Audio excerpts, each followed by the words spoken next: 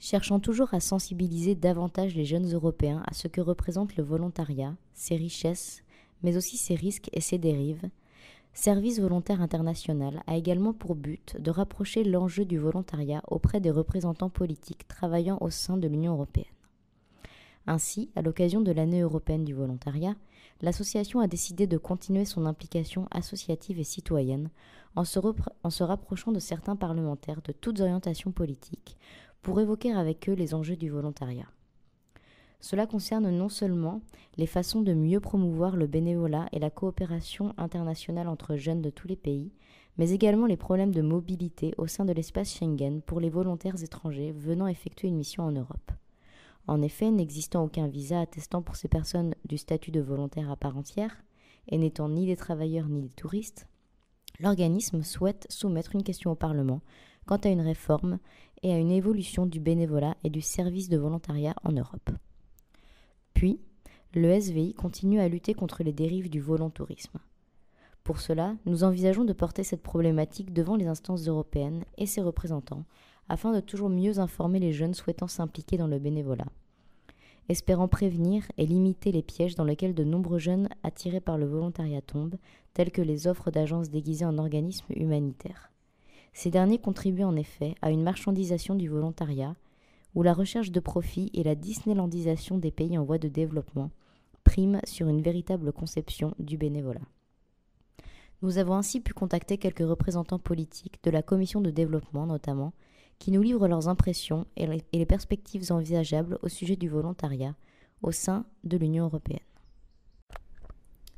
Nous interrogeons donc M. Charles Goerens, membre du groupe Alliance des démocrates et des libéraux pour l'Europe, qui est également membre de la Commission du développement et de la sous-commission aux droits de l'homme. Monsieur Goerens, la Commission européenne a souhaité dédier l'année 2011 au volontariat.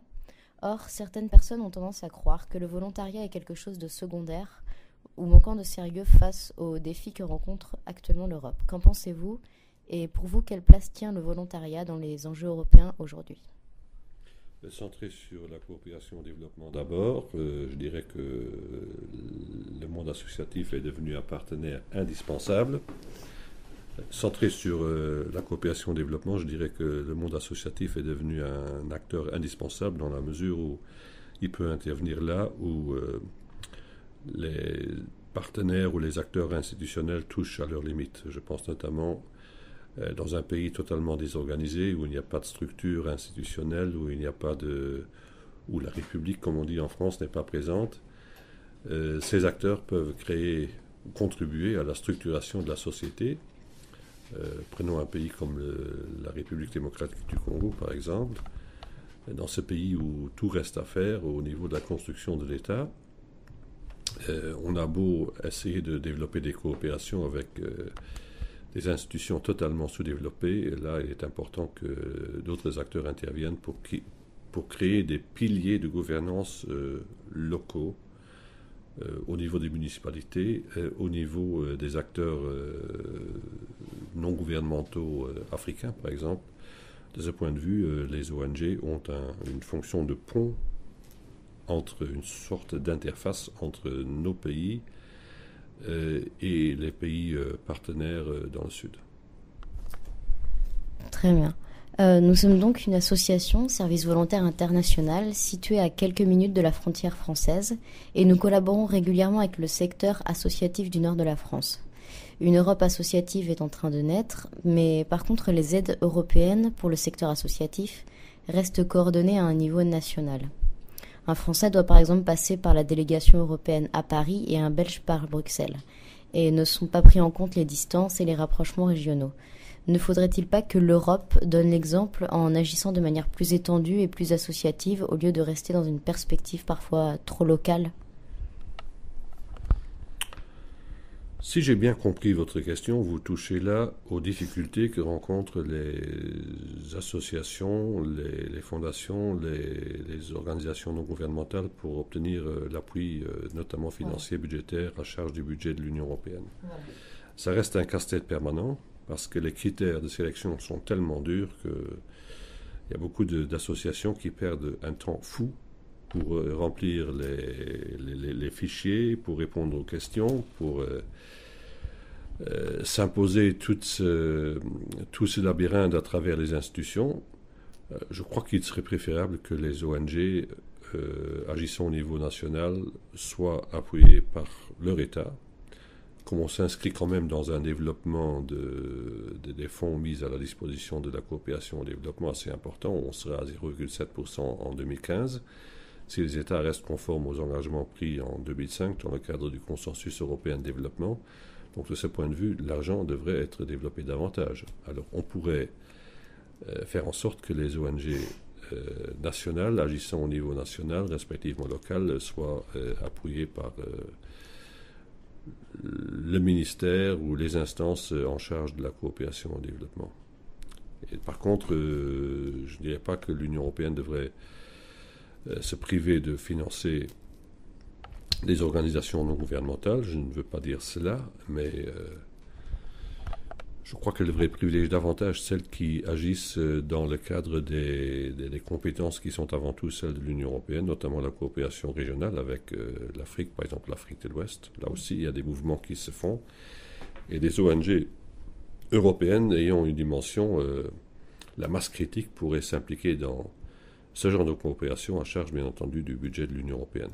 Les autres devraient être appuyés par, comme c'est d'ailleurs le cas la plupart du temps en pratique, par leurs instances nationales. Et depuis quelques années, donc, le milieu du volontariat international se trouve submergé par des agences de voyage qui vendent le volontariat comme une nouvelle attraction touristique, dans une conception voir et aider les pauvres. Et quelle est votre réaction face à cette marchandisation de la solidarité et que pouvons-nous y faire ?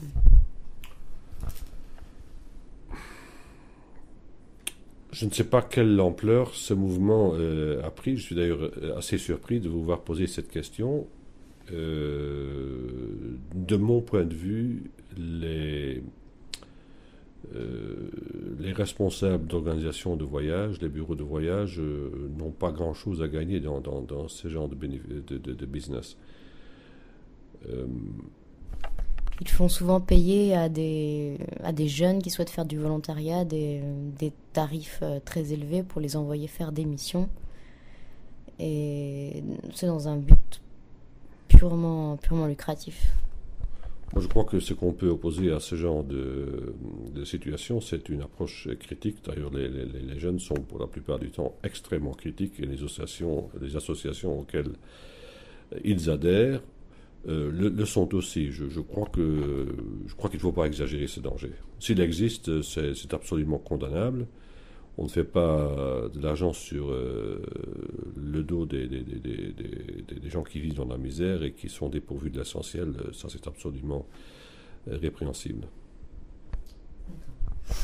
Et nous connaissons régulièrement des difficultés quant à la venue de volontaires internationaux qui n'ont pu obtenir de visa pour entrer sur le sol européen du fait qu'ils ne sont considérés ni comme des touristes ni comme des travailleurs et donc difficilement identifiables sur le plan des démarches administratives. Que pensez-vous de l'éventualité de la création d'un visa qui attesterait du statut de volontaire ? Je ne suis pas seulement en faveur de ce visa, mais je serais plutôt pour un visa à entrée multiple qui permettrait à des jeunes ou des moins jeunes, bien entendu, d'acquérir un certain nombre d'expériences, un niveau d'expérience. Ce visa à entrée multiple devrait bien entendu être lié à la condition de faire profiter le pays dont ils sont ressortissants, les demandeurs en obtention d'un visa, faire bénéficier leur pays d'origine des connaissances acquises.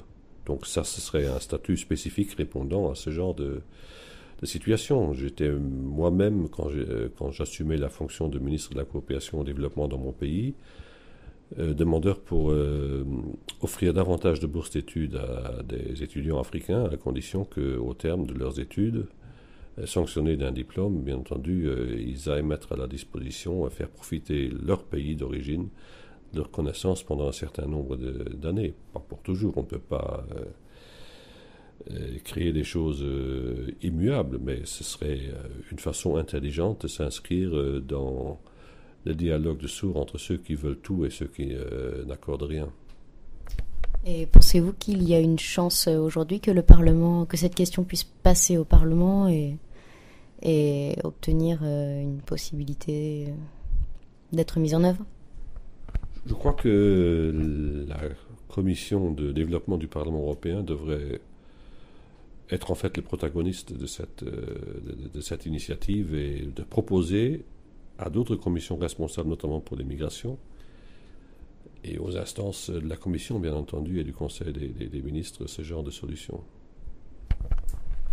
Très bien. Et dernière question, avez-vous déjà vous-même participé à un projet de volontariat? Et si oui, quelle expérience fut-elle? J'ai accompagné des jeunes qui s'inscrivaient dans la démarche des Nations Unies pour le volontariat. Il y a une institution UN Volunteers basée à Bonn et qui ont régulièrement des contacts avec les ministères de la coopération et du développement en vue de sélectionner des gens qui profitent de cela. J'ai financé des programmes, mais je n'ai pas participé personnellement. J'ai financé des programmes à charge du budget de la coopération de mon ministère pour des ressortissants de mon pays, bien entendu, et aussi pour des ressortissants de pays du Sud.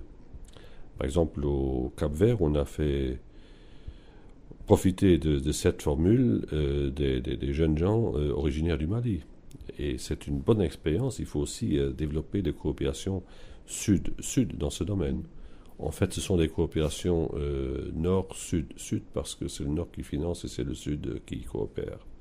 C'est deux partenaires du sud qui coopèrent. D'accord. Eh bien, je vous remercie, Monsieur Goerens, pour avoir répondu à mes questions.